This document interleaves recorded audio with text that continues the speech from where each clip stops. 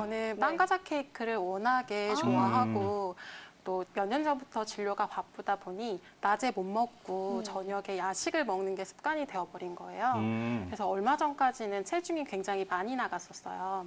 그래서 저도 올 여름에 저희 환자분들하고 똑같이 한방 다이어트로 10kg 정도를 감량했어요.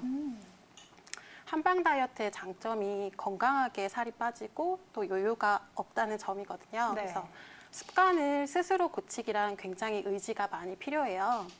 그렇죠. 네, 그래서 나는 의지가 없어. 그리고 나는 늘 실패했어. 이렇게 자책하지 마시고 한의원 오셔서 쉽고 또 건강하게 다이어트 성공하셨으면 좋겠습니다. 네. 이 내장 지방이 도대체 뭔가 이 부분부터 좀 출발을 해봐야겠죠. 맞아요. 피하 지방과 내장 지방의 차이를 명확하게 알고 가야 될 것 같은데요. 내장 지방 어떻게 이해를 하면 좋을까요? 네, 일단은 내장 지방은 장기와 장기 사이에 끼어 있는 지방이에요. 그래서 우리 몸의 지방을 크게 두 가지로 나눌 수 있는데 피하 지방 같은 경우는 우리가 배를 손으로 잡았을 때 소위 똥배라고 말하는 손으로 두툼하게 잡히는 이 아랫배가 피하 지방이고요. 내장 지방 같은 경우는 복강 안에 장기와 장기 사이에 있기 때문에 피하 지방처럼 손으로 만지거나 눈으로 볼 수 없다는 점이 좀 안타까운 점이죠. 직접 제 손으로 배를 눌러서 진찰하는 복진 방법도 있어요. 그래서 피하 지방 같은 경우는 배꼽 기준으로 아래쪽, 그리고 내장 지방 같은 경우는 배꼽 위로 산처럼 볼록 올라오는 경우가 많거든요. 그래서 내가 내 윗배를 손으로 눌러도 잘 들어가지 않고 단단하다면 좀 내장 지방 위험 예측해 볼 수 있는 것이죠.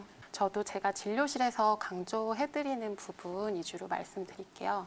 첫 번째로 스트레스 많이 받으시면 살 찌실 수 있습니다.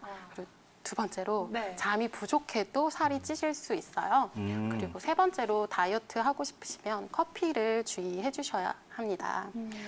스트레스를 받으면 우리 몸에서는 코티솔이라는 호르몬이 분비되는데 이 코티솔은 포만감을 느끼게 하는 호르몬인 렙틴의 작용을 억제시키기 때문에 식욕을 증가시키게 할 수 있어요.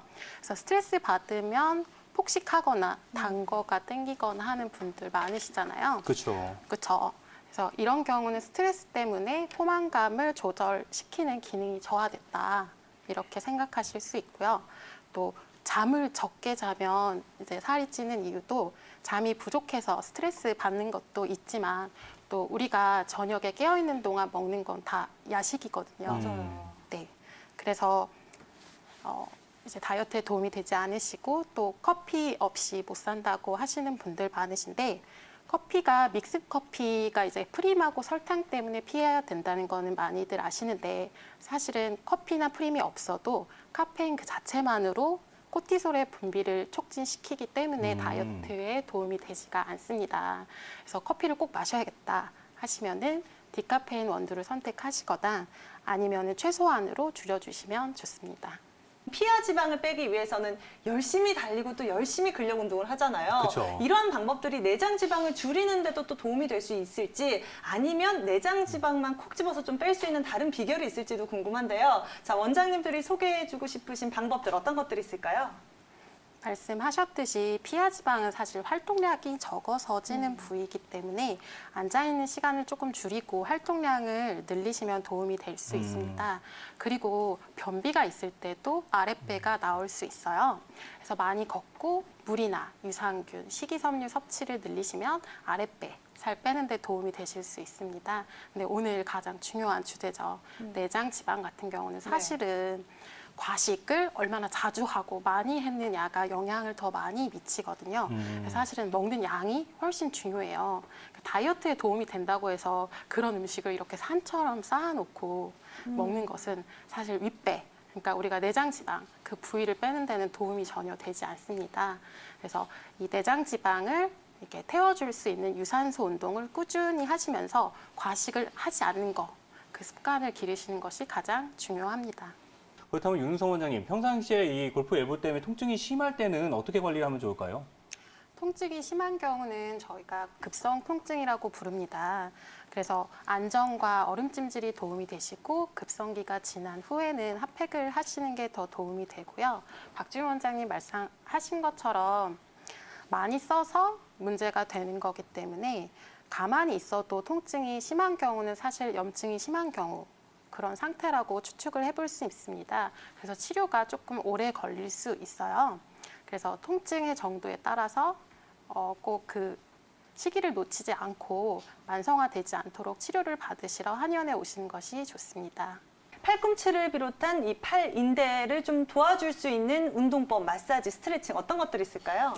네, 제가 이제 설명해 드릴 부분은 그 손목 스트레칭이에요. 그래서 손목이나 팔꿈치를 근력을 강화하는 거는 아무래도 통증기가 지난 후에 하시는 게 좋고 또 운동 전후나 손이나 팔 근육 사용이 많은 경우 해주시면 도움이 되는데요. 그래서 팔꿈치를 곧게 편 상태에서 팔을 앞쪽으로 쭉 펴십니다. 그리고 반대쪽 손으로 손가락을 잡아서 사진 띄워주세요. 네, 사진을 보면서 얘기를 해볼까요? 네, 사진 같이 띄워주시고요. 손바닥을 이제 손가락으로 잡아서 몸쪽으로 부드럽게 당기시면 됩니다. 그리고 손바닥을 뒤집어서 손등 쪽도 또 이제 똑같이 스트레칭 해주시면 되시고요. 한 번에 15초에서 30초 정도 유지하시면 도움이 되십니다. 네, 원장님, 주로 한의원에 무릎 통증에 찾아오시는 분들 어떤 분들이 많으신가요? 저희 한의원의 경우는 이제 폐경 이후 여성분들이 무릎이 아파서 병원에 갔는데 체중을 줄여라라는 말씀을 듣고 오시는 경우가 좀 생각보다 많으세요. 그래서 실제로 한의원에서 체중 감량을 하고 나 예뻐졌는데 무릎 통증도 사라졌다 하시는 경우들이 굉장히 많거든요. 그래서 내 체중의 10%만 줄여도 무릎 통증을 완화시킬 수 있습니다. 그런데 무릎이 아파서 온 거기 때문에 운동보다는 사실 식이요법으로 감량을 하시는 게 좋으시고요. 이런 경우는 이제 한약을 복용하면서 식단 일기를 쓰고 하는 방식으로 내 생활 습관을 조절하면서 이제 체중 감량과 무릎 통증을 함께 완화시킬 수 있는 좋은 방법이 있습니다.